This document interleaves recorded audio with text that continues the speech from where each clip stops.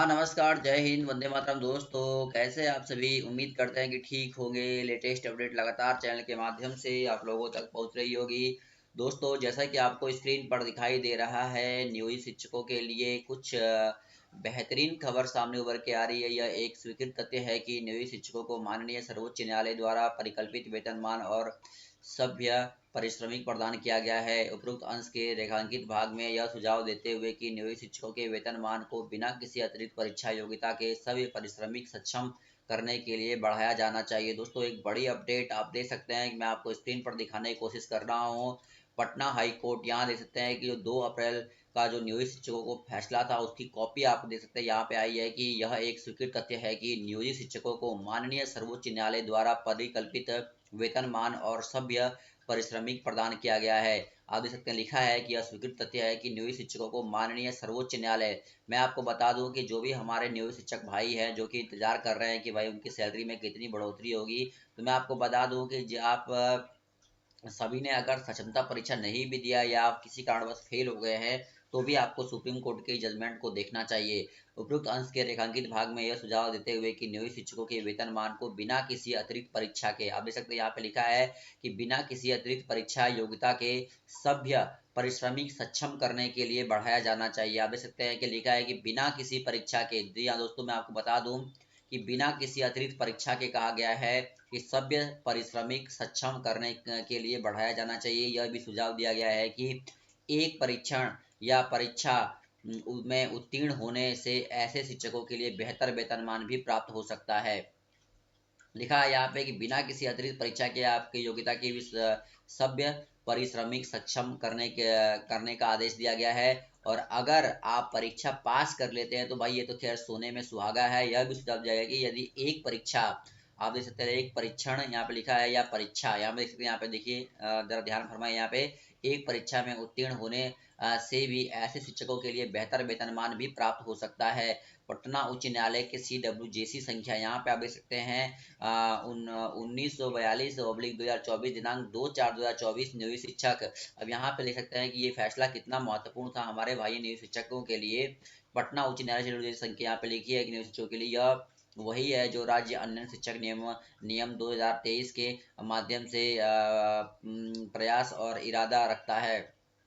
अब इस लिखा है कि मौजूदा सरकारी शिक्षकों के खिलाफ नियोजित शिक्षकों द्वारा उठाए गए समान काम के लिए समान वेतन के दावे को वर्तमान नियमों के साथ साकार किया जाएगा। ऐसे शिक्षकों पर केवल योग्यता परीक्षा उत्तीर्ण करने की बाध्यता होगी, जिसका घोषित उद्देश्य शिक्षकों को स्वयं की शिक्षा जारी करने के लिए प्रेरित करना और राज्य विद्यालय शिक्षक नियम 2023 के तहत नवनियुक्त शिक्षकों के समकक्ष मानक हासिल करना है।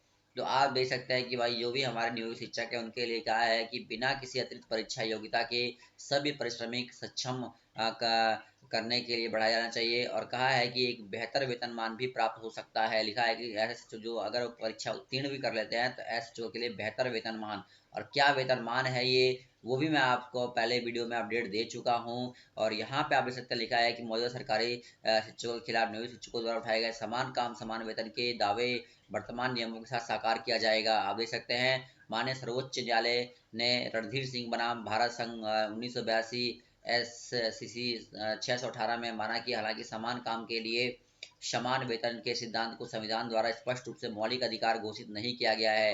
हालांकि ये फंडामेंटल राइट नहीं है, जबकि ये आपके राज्य के नीति तत्वों में आते हैं, तो यह अभी भी एक संवैधानिक लक्ष्य है, लेकिन इसे एक अमूर्त सिद्धांत के रूप में लागू नहीं किया जा सकता है। जब शैक्षणिक योग्यता या सेवा की अवधि के आधार पर अनुभव 2 ग्रेड में कर्मचारियों के वर्गीकरण को उचित रूप से बनाए रखता है। हरियाणा राज्य बनाम जसमेर लिखा है सिंह, यहाँ पे लिखा है 11 SSC 77 में यह माना गया है कि समान काम के लिए समान वेतन के सिद्धांत का हर मामले में कोई यांत्रिक अनुप्रयोग नहीं है। अनुच्छेद 14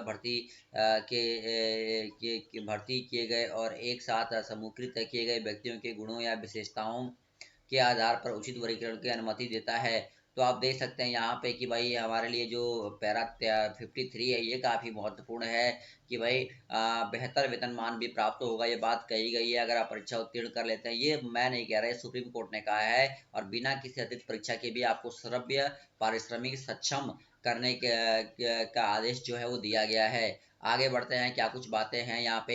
नियोजित शिक्षकों को आप देख सकते हैं, जैसा कि आप सभी ज्ञात है कि 2025 लागू होने 2025 जो है आने वाला है। 1 जनवरी से आपके वेतन में बम्पर बढ़ोतरी मिलेगी। आप देख सकते हैं, मैं पूरा अपडेट देता हूँ। जिनका मूल वेतन 2003 में 30,420 रुपया था, उनका 31,340 हो जाएगा।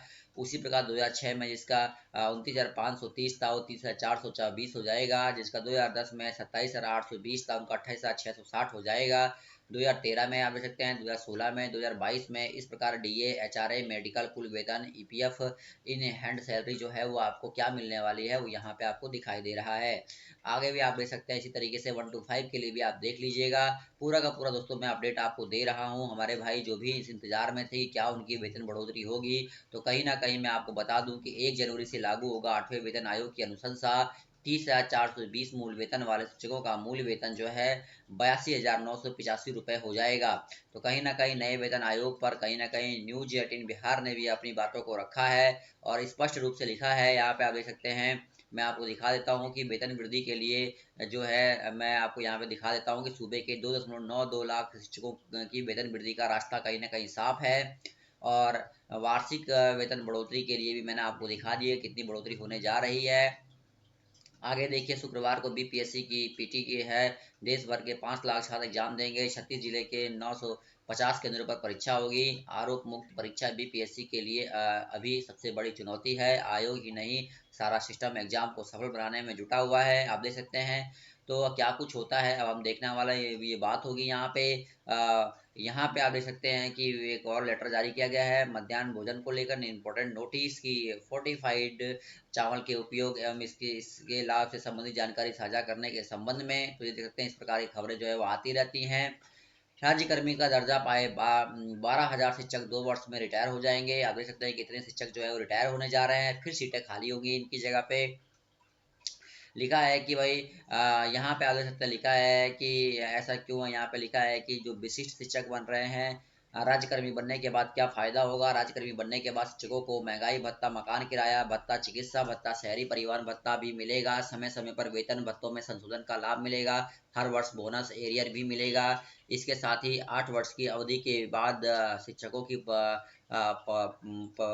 प्रोन्नति भी हो सकती है। डीओ शिक्षकों को स्थानांतरण कर सकते हैं। शिक्षकों को राज्यकर्मी की सभी सुविधा मिलेगी। क्षमता परीक्षा पास शिक्षकों को नियुक्ति पत्र दिया गया है, उन्हें राज्यकर्मी का दर्जा दिया गया है। ऐसे में उन्हें राज्यकर्मी के मुताबिक सभी सुविधाएं दी जाएंगी। प्राथमिक शिक्षकों की कक्षा को 25,000 रुपये मूल वेतन मिलता था। मकान किराया भत्ता, चिकित्सा भत्ता और शहरी परिवहन भत्ता भी मिलता है था, जो लगभग 32,000 के आसपास है। राज्यकर्मी बनने के बाद 1 to 5 क्लास के प्राथमिक शिक्षकों का मूल वेतन 25,000 रुपये ही रहेगा, लेकिन नियोजित शिक्षकों का सकल वेतन के रूप में 44,130 रुपये मिलेंगे। तो आप देख सकते हैं कि ये दोनों में अंतर है यहाँ पे, कि राज्यकर्मी बनने के बाद जो हमारे नियोजित शिक्षक हैं उनके वेतन में जो है बढ़ोतरी हो जाएगी। यहाँ पे आप देख सकते हैं 42, जहाँ पे आपको 32,000 मिल रहे हैं, तो यहाँ पे 44,000 रुपये मिलेंगे। राज्यकर्मियों की नियुक्ति के दौरान उनके अनुभव को भी जोड़ा जाएगा, क्योंकि वह बिहार सरकार के स्कूल में ही शिक्षक थे और उनकी नियुक्ति भी शिक्षक के पद पर हुई है। अनुभव जोड़ने से रिटायरमेंट से पहले प्रमोशन के साथ ही अन्य मद में पैसे मिलेंगे। कम समय तक राज्यकर्मी रहे शिक्षकों को नुकसान भी होगा, आप देख सकते हैं। तो ये भी एक अपडेट दोस्तों आ रही है, जैसा कि हम अपने चैनल के माध्यम से आपको प्रोवाइड कर रहे हैं न्यूज। तो बेहतरीन खबर, 8 फर्जी बीपीएस शिक्षकों के योगदान मामले में विभूतिपुर बीओ को निलंबित कर दिया गया है। आप देख सकते हैं कि इन्होंने 8 फर्जी शिक्षकों को योगदान कराने वाला बीओ निलंबित हुआ है। अब आप देख सकते हैं कि जो हमारे भाई सप्लीमेंट्री रिजल्ट जिनका जारी नहीं हुआ है, 1 या 2 नंबर से रुके हैं, वो इंतजार में बैठे हैं कि भाई उनका सप्लीमेंट्री रिजल्ट आए, लेकिन ये वहां से कहीं ना कहीं फर्जी शिक्षकों की नियुक्ति कर रहे हैं। दोस्तों वीडियो को शेयर कीजिएगा। इस वीडियो में इतना ही। धन्यवाद दोस्तों, जय हिंद।